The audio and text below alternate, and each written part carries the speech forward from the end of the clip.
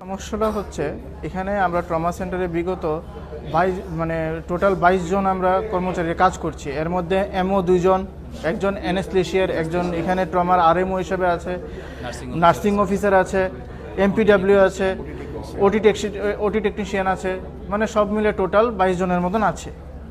তো এখানে কথা হচ্ছে যে লাস্ট নভেম্বর মাস থেকে এখানে বেতন হচ্ছে না।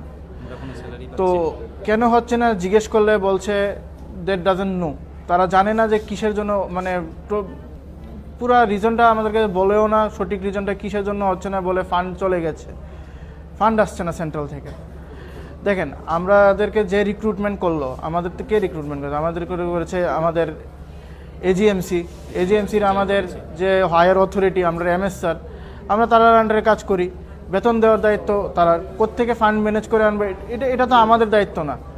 ঠিক আছে, আমরা নিষ্ঠাভাবে আমরা পারিশ্রমিক দিয়ে যাচ্ছি, খুব মানে ইচ্ছা করেই ভালোভাবেই আমরা কাজ করে সুনামের সাথেই ট্রমা সেন্টারে কাজ করে যাই।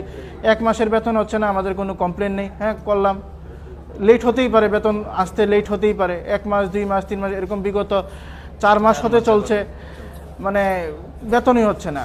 আজকে আবার আমরা এটা নিয়ে ফাইনালি বসতে গেলাম আমাদের এমএস স্যার, আমরা সুপিরিয়রের সাথে, তারা বললো যে এটা আপনারা ডিএইচএসে যান, ডিএইচএসে গিয়ে কথা বলুন।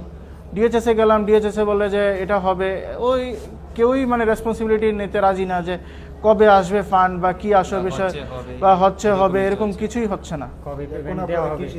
এখন আমরা সিদ্ধান্ত নিলাম যে যতদিন না ফান্ড আসে কিছুকালের জন্য, একটু অনির্দিষ্টকালের জন্য স্থগিত রাখবো ডিউটি। কতজন কর্মী বললেন? 22 জন। এর মধ্যে ডক্টর কতজন? এর মধ্যে ডক্টর 4 জন আছে। ডক্টর 4 জন,